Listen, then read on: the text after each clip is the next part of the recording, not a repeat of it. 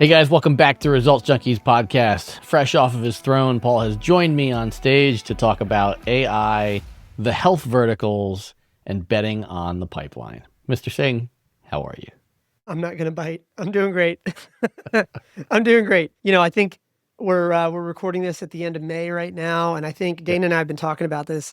I feel like May is just like December without Christmas. Like December is always crazy. You got kids programs, you got family events, you got Christmas to cap it off, then you got New Year's. It's like every day is programmed. With my kids still being so young, it feels like that's what May is like on the personal front. It's like we're just dividing and conquering school events left and right. Professionally, we're growing really well, although I am muttering a lot of four-letter words about 17 times a day under my breath. So they're good problems to have. I'm good. I'm good. I wish I could live like Ed Pizza though, and go to Disney about every day that ends in Y, and things like I, that. I'm not going every day that ends in Y. It's like once a month. Come on, be realistic. Be realistic. Don't be you, Paul. Don't be you. That's right. That's right. Well, I love it. I love it. I'm doing good. I But would here we just are, both of us in our basements. Story of I our would just lives. I would just say that I do think that you choosing to have 13 kids probably impacts how hectic May is, but I, I think there's something there. Correlation is not necessarily causation, but I think there is some correlation here. I So I love my family, man, but I tell you what, give me like 4 more years when the youngest is a little bit older, and hopefully I'll have like a little army of kids that can help me take care of the grass, take out the I think that's so trash, sweet. I think that's so do sweet their that own you think laundry that's the way it'll maybe. work. Yeah, I think You know, well, it's so cute that you think that's the way it'll work. So a little bit of housekeeping. Show at resultsjunkies.com is where you find us. He is at Paul Singh on all those social media channels. I am at Pizza in Motion. We want to start off with betting on the pipeline, and I'll anonymize this a little bit. But one of our portfolio companies who had their first round a few months ago raised, in that normal, 10 to $15 million I guess the new normal for a startup with, a small amount of traction, experienced founder, and then just a few months later, with a handful of customers and a very promising pipeline, they've had a reputable investor come in and preempt their next fundraise with an offer of a fairly large check for a very, very reasonable, healthy markup on their previous round valuation. And it caught me a little bit by surprise. I'm a big fan of the founder. I think they run a great company. So there's no issues there. It's more just, I think you and I talk about how things get clogged at the high levels because there aren't a lot of IPOs and how that trickles down. And it's harder to raise your second, third, and fourth rounds than it has been in the past. And so, when I mentioned this to you, you had an interesting take about their pipeline. well, and I obviously want to respect the privacy of the company, right? So, but can we just at least share that they are? We don't have to talk about industry, but can we just say that they're not consumer? Or can Yeah. can I just go on Yeah. and say that they're an enterprise? They sell Yeah. into, they're like a B2B Yep. kind of play, like enterprise Yeah. kind of play, right?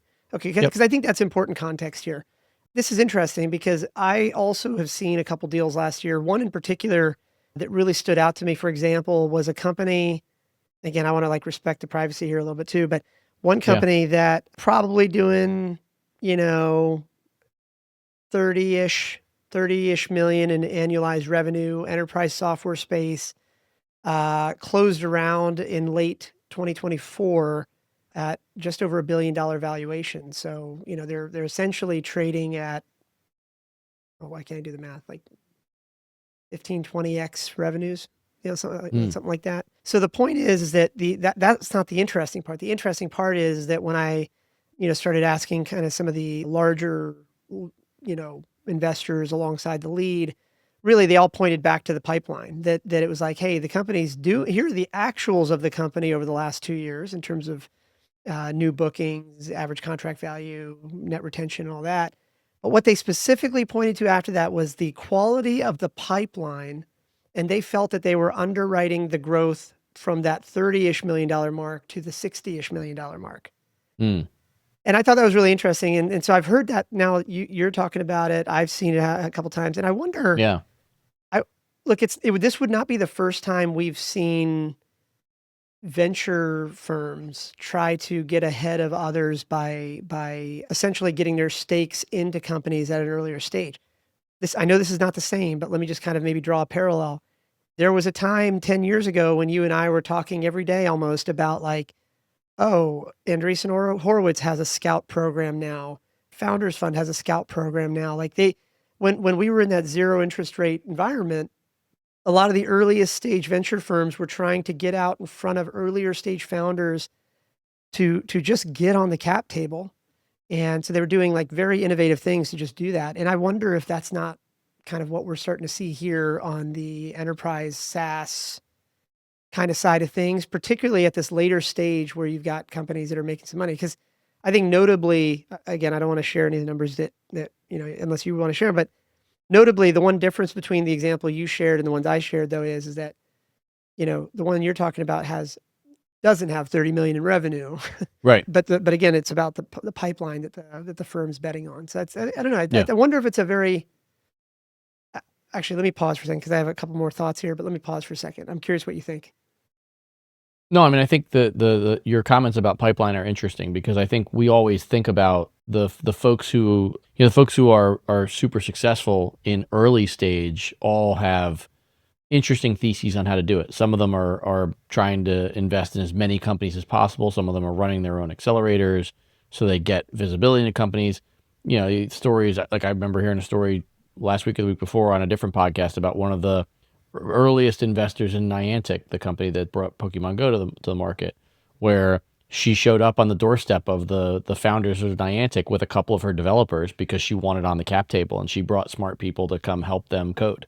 I do the way that you framed this about potential of pipeline. It makes me think that I wonder if there is a strategy out there to say you're trying to get into companies early and you're making bets on pipeline so that you get more alpha. It wouldn't be the first time, Right. it wouldn't be the first time. I know I'm just one data point here, right? And I'm curious how you react to this statement. Um, y- uh, I, I still keep in touch with quite a number of, venture fund managers and Hmm. active angel investors these days. One of the predominant sort of trends I've noticed is that there seems to be a lot of unclarity or a lot of like nobody's really sure about how the next few months and quarters are going to go in terms of the macroeconomic environment. We've Right. got tariffs and all these things happening, and stock markets are kind of volatile and stuff like that. So there's still a lot of like unclear, everybody's a little unclear about what the next maybe 4 or 6 quarters looks like. However, here's the more interesting part.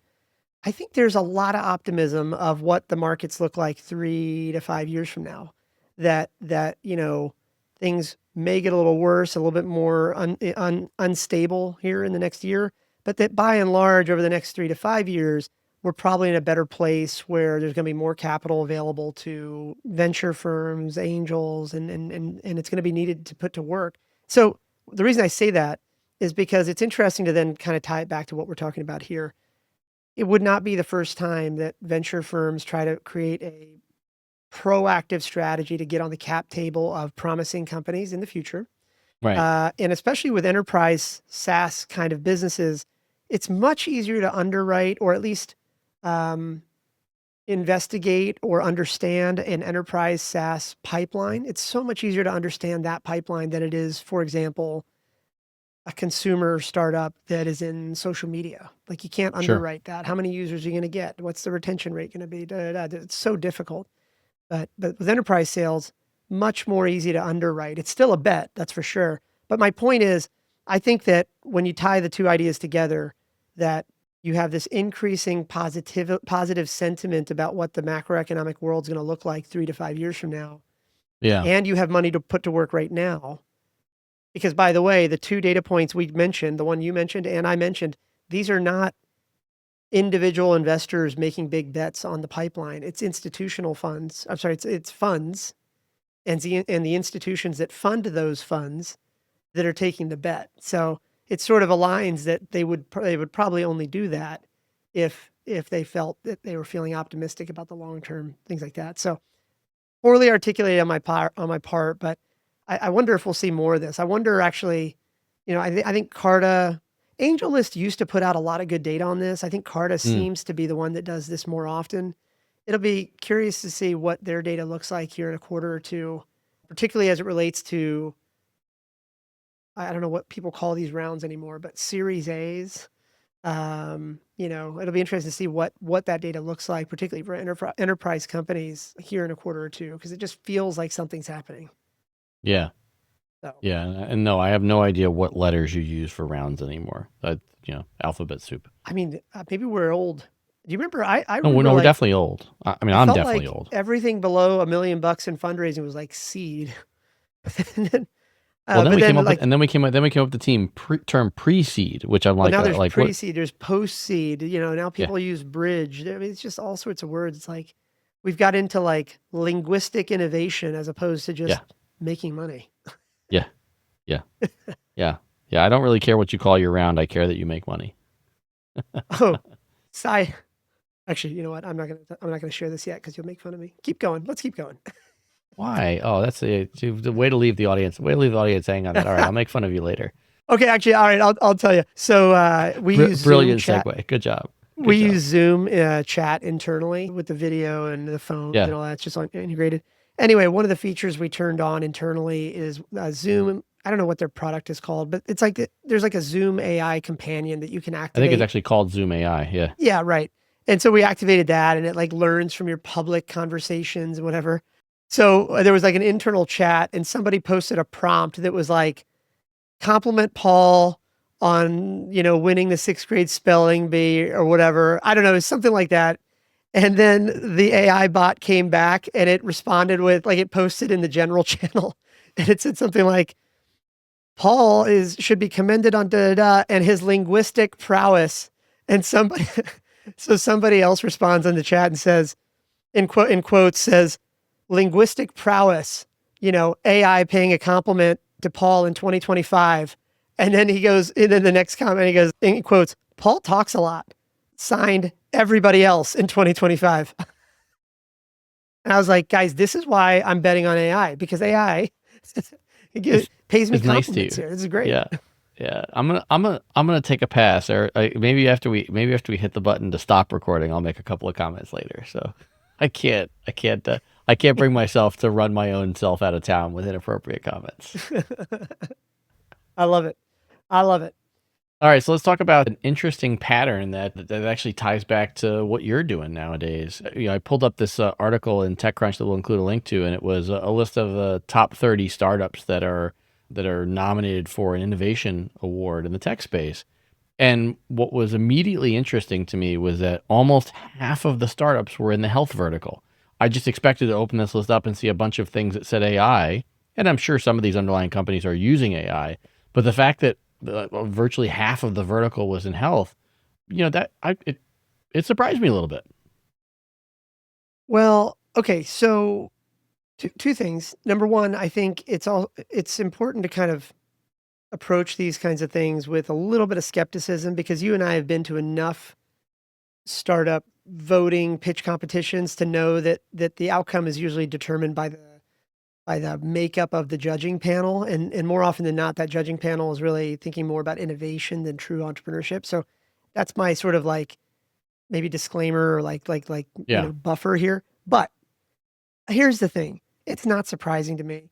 I mean, uh, sometimes when sometimes when I'm a little cynical about things, I'll just kind of remind myself that I should have, like, if I had known what I know today about like the overall health world, I think I probably would have paid much more attention to it 10 years ago.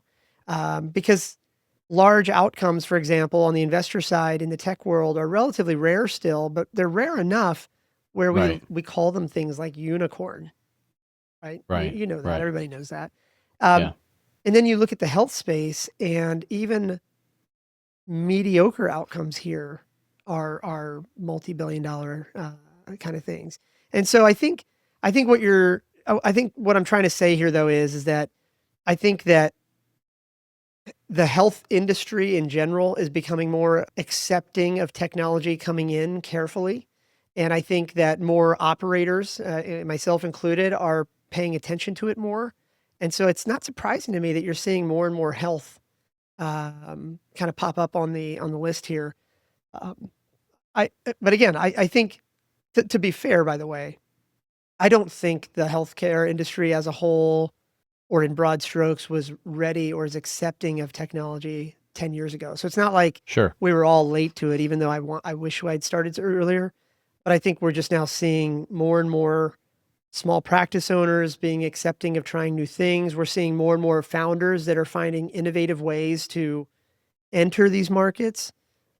I remember, I don't think we can, well, it's up to you if you want to name names, but I remember on the tech tour, we ran into a couple healthcare, health tech startups. And at the time, some of the biggest challenges were that they needed to get funded long enough to be able to go through FDA kind of You long you timeline you're things, talking you're which talking about St. Louis, the say, woman who yep, had she had completely redesigned the breast pump for nursing moms. right. She was a military, and it was incredibly innovative technology. We found her, and to your point, couldn't find 18 months worth of funding to get it through FDA compliance. That's right. And it's, it's unfortunate, but the venture models of financing are, they're just not as compatible with regulatory hurdles like that. Um, Now she did, I think, eventually find a way, and she went through like individual angels and stuff like that. But I guess my point is though is that we're finding more founders now entering this health industry and coming at it a slightly different way. Like, I mean, not to obviously my job is to drink my own Kool-Aid, right? But like for Right. example, we're in the payments layer of healthcare, and Right. who Right. doesn't want to get paid? It's like I'm not really in a regulatory environment. I don't have to worry about any of that stuff. Right. It's an entrepreneurial way to get in. And even if you like Google a couple of these names, I mean, obviously some of them are high research based, like they are things like chips and cells and things that require a lot of research. Certainly, there's a couple of those in here, but some of these are, even though the names are a little hard to say on some of these are actually just kind of just adjacent enough where they can provide value to these clinic owners without actually getting involved in the regulatory process of Right. things. So anyway, it's promising. The other thing, by the way, I think I'm surprised you didn't bring this up. The other thing to note is that none of these are from the US. Yeah. No, you're right about that, and I think this is one of those things that's interesting. My business partner is looking at potentially relocating overseas, and we've become more attuned to startups in Europe. And I still can't say that we're anywhere even on the playing field for understanding IP law in a bunch of these different states. Yeah. But you heard me talk on the show a number of times about attending Web Summit over the years in Lisbon. And I mean, there's just some incredible companies overseas. It's just harder for me to understand the sidelines and the goalposts of that playing field. Doesn't mean there's a lack of talented companies over there. It just means that I'm not as familiar with, the rules. Yeah. Yeah. I mean, it's worth noting, by the way, and hopefully I won't give this away, but because I think this is private info, but there's a company that you and I invested in during the tech tour Hmm. that when we met them had no revenue. And that was what, like probably that particular deal we probably did 5 years ago. At the end of 2024, I mean, they're growing so fast. They're doing nine figures of annual revenue right now with almost $1.5 billion valuation in their latest round. And they happen to be in Mm. health tech, you know? And again, they've found an innovative way to provide a service that healthcare providers need, but it isn't part of the regulatory path required. So I'll tell you the name afterwards. You already know this, but we can tell after when the recording stops. But my point is that like this is not surprising. I mean, I think the industry's ready for it. I think the consumers, the patients, are demanding more now. They expect. Right. I mean, sorry, not to harp on this, but this is something I talk about with my product team every day. It's like, how is it possible that Instacart has made my life so easy now? I can go pick up my kids from school, hit the button that says I'm on my way to pick up my groceries, and through the magic of geolocation, Wegmans, Whole Foods, whatever I'm picking up from via Yeah. Instacart, they're just waiting outside as I pull up, and they just dump Hmm. it right in the trunk. How is it? One of the things I keep saying to my team is like, or my product team is like, How is it possible that that's true, but yet in 2025, when I want to go see my primary care doctor for my annual physical, that I have to like go in there, get a clipboard, fill it out with a piece of pen, wait 17 minutes, waste another 30 minutes waiting for the doctor. Like it's just, it's not, I think patients are now demanding more. They're demanding a more consumerized experience of healthcare. Yeah. I think the industry's ready and the money's there. That's the thing. The money's there. So yeah, this is promising. I think, Yeah. let me put it to you this way, Ed. Knowing what we've seen on the tech tour and some of the examples I just kind of hinted, rattled off to you, it's almost as if, I'm going to sound so horrible here. I've always, I'm a blood-sucking capitalist. One of the many reasons why I'd rather be an operator in healthcare than invest in it is because I think there's so much upside in it that I can probably try to capture a bit more of it directly as an operator as opposed to an investor right now. That being said, though, anybody listening working on a cool thing, I'm happy to invest. You know where to find him. Health is kind of interesting. Yeah. Pretty large TAM, by the way, just like the startup we talked about on the last episode. Way to let that pitch sail by on Throne. All right, well, I think that's a good place to land the plane and let you get back to your throne after we hit the button to stop recording. Well, look, I'll just end it. I'll end this part of the topic by saying that people don't want to die and healthcare providers want to get paid. That right there tells you everything you want to know about healthcare and why it's so lucrative. And that phrase will likely get used against me somewhere in the next 10 years. I just know it. Likely it will. All right. So what's on the agenda for you this week? No, you did say Disney once a month when you corrected me. I was there last weekend. I was there last weekend. Yeah. I do not have plans to be there. I don't have plans to be there in June. It's not on the radar. We just booked ours. We'll be there third week of June or something like that. So yeah, there's a special sort of self-abuse in going to Disney in between Memorial Day and Labor Day. Disney World, at least. There's a look at it this way. We were there last weekend briefly, and it was not June yet. It was not Memorial Day, and the heat index was 107. So I believe it. Yeah. I believe it. All right, things sir. we do for our kids, man. I know. All right. Well. All right. Let's pin it there. Let's pin it there. All right, buddy. Safe travels this week. Thanks, man.